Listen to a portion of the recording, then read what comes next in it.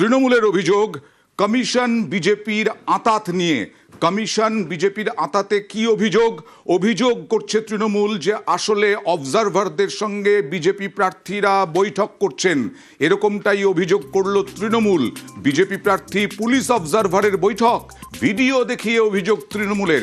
এইটা তৃণমূলের দেখানো ভিডিও, তৃণমূলের দেওয়া ভিডিও। এই ভিডিও দেখিয়ে অভিযোগ তৃণমূলের মগরাহাট পশ্চিমের বিজেপি প্রার্থীর সঙ্গে বৈঠকের অভিযোগ। ডায়মন্ড হারবারে হোটেলে গোপন বৈঠকের অভিযোগ। চুপি চুপি বৈঠক কেন? প্রশ্ন তৃণমূলের। পুলিশ অবজারভার পুরুষোত্তম দাসের অপসারণও দাবি তৃণমূলের।